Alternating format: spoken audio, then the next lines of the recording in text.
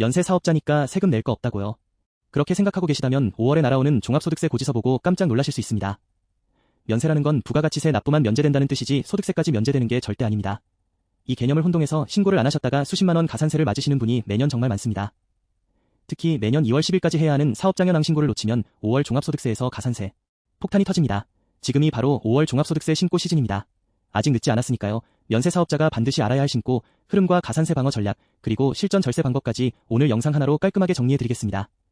끝까지 보시면 가산세 걱정 없이 5월 신고를 마무리하실 수 있을 겁니다. 자, 그러면 먼저 사업장려낭 신고가 뭔지부터 정확하게 알아보겠습니다. 이름부터 좀 어렵게 느껴지실 수 있는데 내용은 간단합니다. 부가가치세가 면제되는 개인 사업자는 매년 2월 10일까지 전년도 수입금액과 사업장 현황을 국세청에 보고해야 합니다. 이걸 사업장려낭 신고라고 합니다. 이런 제도가 있는 걸까요? 일반 과세 사업자를 생각해보세요. 이분들은 부가세 신고를 통해 매출, 매입 내역이 자동으로 국세청에 잡힙니다. 1년에 2번 신고하니까요. 근데 면세 사업자는 부가세 신고 의무가 없잖아요. 그러면 국세청 입장에서는 이 사업자가 1년 동안 얼마를 벌었는지 전혀 알 수가 없습니다. 그래서 별도로 수익을 파악하는 통로가 필요한 거고, 그 통로 역할을 하는 게 바로 사업장려낭 신고입니다. 쉽게 말하면 국세청한테 저 작년에 이만큼 벌었습니다 하고 자진 보고하는 거예요. 대상 업종을 보면 생각보다 상당히 넓습니다. 병의원, 치과, 한의원 같은 유료업, 입시학원, 예체능학원 같은 교육업, 주택임대사업자, 농축수산물, 도소매업자, 여기까지는 많이들 아시는데요. 최근에는 유튜버, 대리운전기사, 프리랜서, 작가 등 인정용역 사업자까지 안내 대상이 대폭 확대됐습니다. 예전에는 나랑 상관없다고 생각하셨던 분들도 지금은 해당될 수 있으니 꼭 확인해 보셔야 합니다. 다만 보험 모집인이나 음료품 배달원 등 일부 영세 사업자는 예외적으로 신고 의무가 면제됩니다. 여기서 핵심을 한 번 더 강조할게요. 연세 사업자라고 해서 세금이 영원이 아닙니다. 부가가치세만 면제될 뿐 소득세는 엄연히 납부 의무가 있습니다. 이 개념을 혼동하시는 분이 정말 많은데 오늘 확실하게 기억해두세요. 연세 사업자도 매년 5월에 종합소득세를 반드시 신고하고 납부해야 합니다. 이번에는 2월과 5월 신고가 어떻게 연결되는지 말씀드리겠습니다. 면세 사업자의 세금 신고는 크게 2단계 구조로 이루어져 있습니다. 1단계가 2월 사업장려낭 신고입니다. 여기서 전년도 수입금액을 보고하는 거고요. 2단계가 5월 종합소득세 신고입니다. 여기서 실제 세금을 계산하고 납부합니다. 이 두 가지는 별개의 이벤트가 아니라 하나의 연속된 프로세스입니다. 비유를 하나 들어볼게요. 건강검진을 받으시잖아요.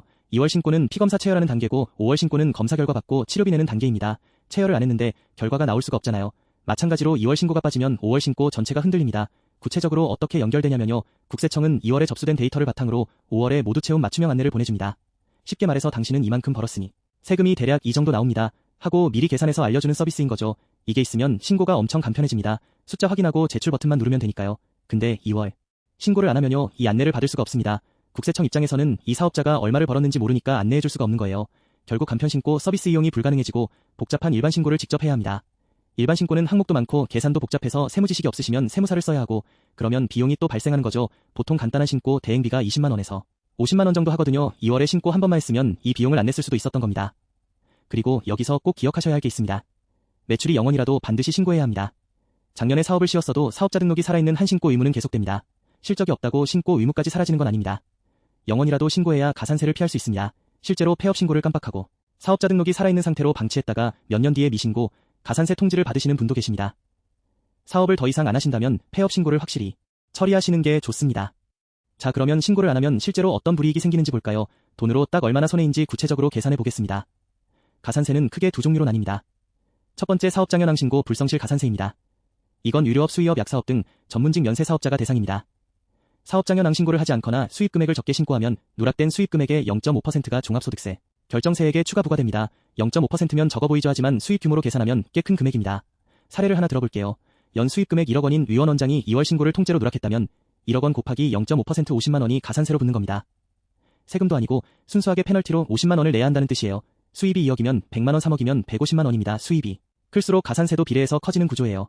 이게 단순한 과태료가 아니라 종합소득세 위에 얹어지는 추가 세금이라서 실제 체감은 더 크게 느껴지실 겁니다. 두 번째 계산사업개표. 불성실 가산세입니다. 이건 좀 더 넓은 범위의 사업자가 대상입니다. 직전 연도 수입이 4,800만 원 이상인 복식부기 의무자 등이 해당되는데요. 매출 매입처별 계산사업개표 제출을 누락하거나 허위로 기재하면 공급가액의 0.5%가 추가 부과됩니다. 예를 들어볼게요. 공급가액 5천만 원짜리 계산사업개표를 누락한 복식부기 의무자는 5천만 원 곱하기 0.5% 25만 원 가산세가 붙습니다. 다만 여기서 희소식이 하나 있어요. 기한 후 1개월 이내에 자진 제출하면 0.3%로 경감받을 수 있습니다. 25만 원이 15만 원으로 줄어드는 거죠. 늦었더라도 빨리 내는 게 유리한 이유입니다. 가장 무서운 건 이 두 가지 가산세가 동시에 적용될 수 있다는 점입니다. 전문직이면서 복식부기 의무자라면 최악의 경우 이중 타격을 받게 됩니다. 위원 원장님 중에 수입 1억의 계산서 누락분 5천만 원이 있다면 50만 원 더하기 25만 원 총 75만 원을 가산세로 내셔야 합니다. 이건 순수하게 페널티로 나가는 돈이에요. 본래 내야 할 세금에 추가로 붙는 거니까 정말 억울한 지출입니다. 단순히 신고 하나 안 했을 뿐인데 이렇게 큰 금액이 날아갈 수 있습니다. 5월 종합소득세 신고 기한은 5월 31일입니다. 코앞으로 다가왔죠. 지금 당장 아래 항목을 확인해보세요. 첫째, 2월 사업장현황 신고를 완료했는지 확인합니다. 홈택스에 로그인하시면 제출 이력을 볼 수 있습니다. 둘째, 홈택스에서 미리 채움 서비스를 확인합니다. 전자계산서, 카드 현금 영수증 내역이 자동으로 불러와져 있는지 보세요. 셋째, 업종별 수입금액 검토표를 작성했는지 봅니다. 의원이시면 진료실 면적 기준으로 학원이시면 학생수 기준으로 임대사업이시면 임대명세 기준으로 작성합니다. 넷째, 매출 매입처별 계산서합계표를 빠짐없이 제출했는지 확인합니다. 다섯째, 사업용 경비 증빙이 정리됐는지 봅니다. 세금 계산서, 사업용 카드 내역, 현금 영수증 이런 것들이 빠짐없이 준비돼야 합니다. 홈택스 미리 채움 서비스를 활용하시면요, 국세청이 수집해둔 전자계산서, 신용카드, 현금 영수증 내역을 자동으로 불러올 수 있습니다. 일일이 수기로 입력할 필요가 없어서 세무서 방문 없이도 간편하게 신고할 수 있습니다.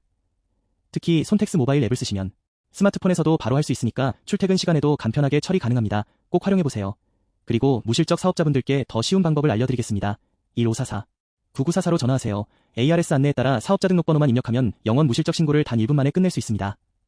인터넷 접속이나 공인인증서도 필요 없습니다. 이것만으로도 불필요한 가산세 위험이 완전히 사라집니다. 매출이 없어도 신고만 하면 되니까요. 주택임대 사업자분들은 추가로 확인할 게 있습니다. 주택임대의 경우 모든 임대소득이 과세되는 건 아닙니다. 아래 기준에 해당하면 신고 의무가 발생합니다. 부부 합산 기준시가 12억 원 초과 고가주택 1주택 보유자, 그리고 보증금 합계액 3억 원 초과인 3주택 이상 보유자, 이 기준에 해당 안 되더라도요. 2주택 이상 보유하시면서 월세 수입이 있다면 과세 대상일 수 있으니 꼼꼼히 확인하세요. 마지막으로 절세 전략을 알려드리겠습니다. 세금 신고는 어쩔 수 없이 해야 하지만 합법적으로 줄일 수 있는 방법은 분명히 있습니다. 첫 번째 전략은 장부 작성의 힘입니다. 사업 초기에 인테리어나 장비 구입 등으로 큰 적자가 나는 경우가 많잖아요. 이때 국세청의 추계 방식을 그대로 따르지 마세요. 추계 방식이란 단순 경비율이나 기준 경비율로 국세청이 대충 세금을 계산해주는 방식인데요. 이러면 적자가 반영이 안 됩니다. 대신 세무사를 통해 간편장부나 복식부기로 신고하시면 이 적자를 최대 15년간 이월할 수 있습니다. 이게 무슨 뜻이냐면요. 올해 적자가 내년에 세금을 깎아주는 방패가 되는 겁니다. 구체적으로 예를 들어볼게요. 올해 1,000만 원 적자를 장부에 기록해두면 내년에 1,000만 원 소득이 생겨도 과세표준이 0원이 됩니다. 세금을 안 내도 되는 거예요. 장부를 쓰느냐 마느냐가 수백만 원의 차이를 만듭니다. 세무사 비용이 아깝다고 생각하실 수 있는데 장부 효과가 세무사 비용을 훨씬 넘깁니다. 두 번째 전략은 경비 증빙을 꼼꼼히 챙기는 겁니다. 종합소득세는 누진세율 구조입니다. 소득이 높아질수록 세율이 급격히 올라갑니다. 1,400만 원까지는 6%인데 5천만 원을 넘으면 24%, 1억을 넘으면 35%, 최대 45%까지 올라갑니다. 그래서 사업 관련 지출 영수증을 평소에 꼼꼼히 모아두는 게 절세의 기본입니다. 어떤 증빙을 챙겨야 하냐면요. 세금 계산서, 사업용 신용카드 내역, 현금 영수증, 임차료, 인건비 등 고정비 증빙 이런 경비가 충분히 인정되면 과세표준이 낮아집니다. 과세표준이란 세금을 매기는 기준 금액인데요. 이게 낮아지면 더 낮은 세율 구간을 적용받게 됩니다.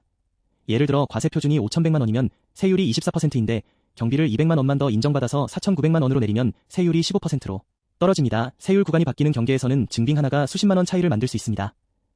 그러니까 평소에 사업 관련 지출은 무조건 카드로 결제하시고 증빙을 남겨두세요. 마지막으로 혹시 이미 2월 신고를 놓치셨다면요.